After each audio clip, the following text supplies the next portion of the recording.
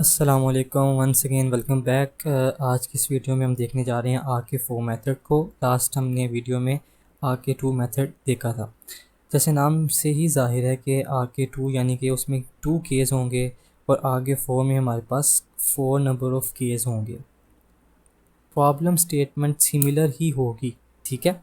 Similar तरीके से जिस तरह मैंने आपको पहले बताया था, dy/dx की फॉर्म भी हो सकती है और इस तरह की फॉर्म भी हो सकती है। और आपने सिंपल अगर इस साइड पे लेफ़्ट हैंड साइड पे कोई टर्म है तो आपने उसको राइट हैंड साइड पे शिफ्ट कर लेना है। उसके साथ साथ हमारे पास कुछ इनिशियल कंडीशन जो है वो गिवन हो सकती हैं। ये डोमेन रेंज गिवन हो सकती है, एच या एन इन दोनों में से किसी एक की वैल्यू गिवन होगी। एन हम किस लिए यूज़ करते हैं? एन हमें बताता है कि हमारी कितनी नंबर ऑफ़ आइट्रेशंस जो हैं वो परफॉर्म होगी। अब इसका जो रेगुलर फार्मूला है वो थोड़ा सा डिफ़िकल्ट है, लेकिन हम समझने की कोशिश करते हैं। yn+1 यानी कि जो हम करंट पोजीशन पे खड़े हैं, करंट y है, उससे जब हम नेक्स्ट y पर जाएंगे उसके लिए हम क्या करेंगे, yn+1 is equal to yn+1/6 into k1+2 into k2+k3 और फिर k4, यानी कि 2 जो टर्म है हमारी 2 k2 और k3 के साथ 2 हमारा मल्टीप्लाई हो रहा है, बाकी k1 और k4 ऐसे ही ऐड हो रहे हैं। अब k1 k2 k3 k4 ये क्या है? k1 जो है वो हमारे पास क्या है, एक तो हमारा मल्टीप्लाई होगा, जो स्टेप साइज है वो सभी केस के साथ मल्टीप्लाई होगा, फंक्शन के साथ सॉरी मल्टीप्लाई होगा।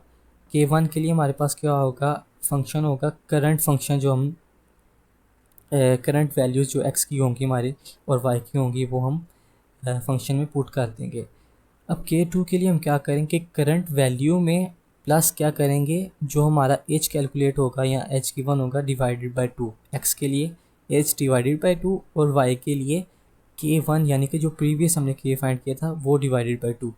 तो करंट x में हम ऐड कर देंगे h/2 और करंट y में हम ऐड कर देंगे k/2। सिमिलरली k3 के लिए भी हम यही करेंगे और y के लिए हम क्या करेंगे, प्रीवियस k जो है वो k2 हो जाएगा तो वो डिवाइडेड बाई 2 हो जाएगा। अब k4 में थोड़ी सी चीज़ें जो है डिफरेंट हो जाती हैं। वो क्या होती हैं कि h जो है डिवाइडेड बाई 2 नहीं होगा, यानी कि यहाँ पे हम सिंपल जो h है वो यूज़ करेंगे और सिंपल जो k है प्रीवियस k यानी कि k3 वो यूज़ करेंगे। अब प्रॉब्लम स्टेटमेंट है हमारे पास, सिंपल सी प्रॉब्लम है, y+y/t इंटू +y/t का होल स्क्वायर। अब यहाँ पे हमारे पास जो है वो किस फॉर्म में है, dy/dt की। जो वेरिएबल यूज़ हो रहा है वो t है और y है। यहाँ पे ये हमारे पास गिवन है। इसका क्या मतलब है, कितनी बार आपको बताया, t0 is equal to 1, tn is equal to 3, ठीक है। n हमारे पास ये 2 है और यहाँ से हम कैलकुलेट भी कर सकते हैं, एज कैलकुलेट हम यहाँ से ही करेंगे। y0 जो है वो हमारे पास 0 है और t0 जो है वो 1 है। एज कैसे कैलकुलेट करेंगे, Tn-T0/n is equal to h। तो 3 - 1 2/2 जो हो जाएगा वो हमारे पास h आ जाएगा। 3 - 1/2 is equal to 2/2 is equal to 1। तो h जो है वो हमारा n है। ठीक हो गया। ये बॉल पेन भी बहुत तंग कर रही है। अब हमने h फाइंड आउट कर लिया। अब जो नेक्स्ट टास्क है वो है y फाइंड आउट करना, और y फाइंड आउट करने के लिए हमें पहले k1 k2 k3 k4 find करना पड़ेगा। अब इसका कैलकुलेटर फार्मूला क्या है, कैलकुलेटर फार्मूला है mf, सिमिलर m जो है वो h है, यही h जो यहाँ पे यूज़ हो रहा है वो h, साथ फंक्शन जो है वो किस फॉर्म में है, यहाँ पे हमारे पास h/2 था ना, तो ये h/2 की ही फॉर्म में ही है, ठीक है। x प्लस इसको h/2 ही आप कंसीडर करें, x plus a/2 comma y plus b/2। इसका क्या मतलब है कि ये जो फंक्शन है, ये फंक्शन में जहाँ पे भी x होगा, इस स्पेसिफिक वैल्यू के लिए ये फंक्शन के लिए t कंसीडर करेंगे x की जगह। जहाँ पे भी हमारे पास t होगा या x होगा वहाँ पे हम क्या करेंगे, x प्लस a/2 प्लेस करेंगे। और y की जगह क्या प्लेस करेंगे, y plus b over two. ठीक है, लास्ट टर्म आप देख सकते हैं ना, एक्स एन प्लस एच, यहाँ पे टू नहीं है, तो इस चीज़ को भी मैं आपको समझाता हूँ। फर्स्ट के लिए हमारे पास ए ज़ीरो होगा, बी ज़ीरो होगा, के आर के टू में भी सिमिलर ही था। के टू के लिए हमारे पास A is equal to H होगा, B is equal to K one होगा, आर के टू में भी सिमिलर ही था। के थ्री के लिए हमारे पास A is equal to H, B is equal to K two, यानी कि प्रीवियस के जो है सिमिलर ही है। अब के फोर में हमारे पास क्या हो जाता है, हम टू मल्टीप्लाई करते हैं, टू एच और टू के थ्री। ये क्यों करते हैं, क्योंकि हमारे पास यहाँ पे टू डिवाइड हो रहा था, यहाँ पे भी टू डिवाइड हो रहा था। अब इस नेक्स्ट टर्म में हमारे पास टू डिवाइड नहीं हो रहा, वो टू ख़त्म हो गया है। तो हमने तो जो फार्मूला बनाया था वो तो डिवाइडेड बाई टू के फॉर्म के लिए बनाया था, तो उसको इस टू से काट देंगे तो हमारे पास ये जो टर्म है वो आ जाएगी। तो ये कैलकुलेटर फार्मूला था, इसको कैसे कैलकुलेटर में प्लेस करना है, कैसे पुट करना है वो देख लेते हैं। m इंटू, अब जो फंक्शन है हमारा, अब जहाँ जहाँ पे t आएगा वहाँ वहाँ पे मैं क्या प्लेस करूँगा, x plus a over two, ये सिंपल वन प्लस y की जगह y plus b over two. Bracket का आपने ख़ास ख्याल रखना है, y प्लस बी, सॉरी, और जो डिवाइडेड बाय है वो क्या है, t जो है वो x है। ठीक है, और x की जगह हम क्या यूज़ करते हैं, x plus a over to.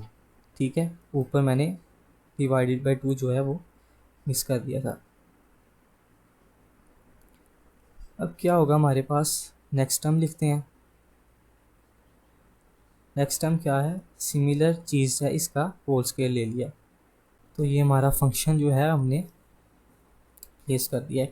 बसा औकात क्या होता है, ये देखें, जैसे ये टर्म जो है दो बार यूज़ हुई है, तो हम इस टर्म को किसी और वेरिएबल में यानी कि ई में स्टोर करवा सकते हैं। तो ई को पहले लिख लेंगे, ई इज़ इक्वल टू ये टर्म कॉलन, फिर ये आगे हम फार्मूला जो है वो लिख लेंगे, ताकि हमें ज़्यादा जो दो बार हमने ये दो बार हमने प्लेस की हैं वैल्यूज़, वो एक बार ही हमें प्लेस करनी पड़े। लें जी, अब हम करते हैं कैलकुलेट वाले बटन को प्रेस। कैलकुलेट वाले बटन को प्रेस किया तो हमारे पास क्या आया जी, m की वैल्यू पूछ रहा है, और m हमारे पास हमने कैलकुलेट किया था वो h है, वो है वन। वन जो है हमने लिख दिया यहाँ पे। y जो है y नॉट हमारे पास क्या था, वो था y नॉट था ज़ीरो। अब b हम k1 के लिए क्या है, ज़ीरो है, तो ज़ीरो लिखेंगे। x नॉट जो है वो t नॉट है और वो है वन, तो हम यहाँ पे लिखेंगे वन। a k1 के लिए हमारे पास है ज़ीरो, तो हम लिख देंगे ज़ीरो। तो ये हमारे पास वैल्यू आई है k1 की, k1 की वैल्यू क्या आई, वन। k2 की वैल्यू फाइंड करते हैं, m सेम ही रहेगा, y भी सेम रहेगा, b चेंज हो जाएगा, b क्या हो जाएगा, k1 हो जाएगा। k1 की वैल्यू हमने फाइंड की थी वो वन थी, x भी सेम रहेगा, a की वैल्यू अब h की वैल्यू हो जाएगी, वो है वन। अब जो हमने आंसर हमें मिला वो है 13/9, 13/9। अब के थ्री क्या है हमारे पास वो भी कैलकुलेट कर लेते हैं। m सेम रहेगा, y सेम रहेगा, b चेंज हो जाएगा, 13/9, 13/9। x भी सेम रहेगा, a जो है वो सेम रहेगा क्योंकि हमने last time h value put कर दी थी। अब k3 जो है वो हमारे पास आ गया है काफ़ी, इसको भी इसी तरह ही लिख लेते हैं, ब्रैकेट, सॉरी 729। k4 जो है अब वो क्या है हमारे पास, वो कैलकुलेट कर लेते हैं। m is equal to one, y is equal to zero, b is equal to two into, ये आंसर कर रहा हूँ मैं, और a जो है टू इंटू वन हो जाएगा, तो वो टू ही रहेगा, तो वो कुछ इस तरह आ जाएगा, 2.5905072225। ठीक है, अब इन केस को हमने प्लेस करना है इस फॉर्मूले के अंदर। ठीक है, तो हमारे पास y1 की वैल्यू जो है वो आ जाएगी, तो जल्दी से इसको प्लेस करते हैं।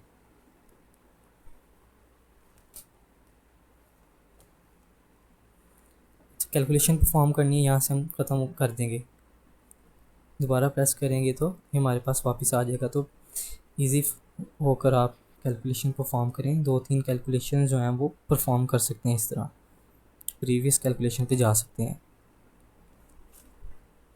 अच्छा जी, वाई नॉट था हमारे पास 0, ठीक है। फिर हमारे पास 0 तो लिखने की ज़रूरत नहीं है।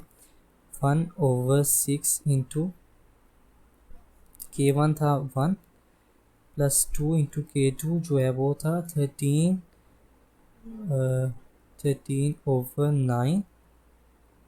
K3 हमारे पास था 12/9/729। अब ब्रैकेट क्लोज, और अब K4 की बारी है। 2.5905072225, ठीक है। अब इसकी ब्रैकेट लगा दी तो हमारे पास जो y1 जो है कैलकुलेट होके आया है वो है 1.6510011318। और अब हम जो है T1 भी कैलकुलेट कर लेते हैं। वो क्या होगा हमारे पास, T0 प्लस H। T0 हमारे पास क्या था, वो गिवन था 1, और H हमारे पास क्या गिवन है, वो है वो भी हमारे पास 1 है। तो T1 इज इक्वल टू हमारे पास हो जाएगा 2, ठीक है। अब ये देखें, एक आइट्रेशन हमने परफॉर्म की तो T2 हो गया। जब हम दूसरी आइट्रेशन परफॉर्म करेंगे तो T हो जाएगा हमारे पास 3। तो ये कंडीशन मीट हो जाएगी, तो हम स्टॉप कर देंगे। और एन भी हमारे पास 2 है, यानी कि 2 आइट्रेशन के बाद हम स्टॉप कर देंगे, तो दोनों कंडीशंस हमारी फुलफ़िल हो जाएंगी।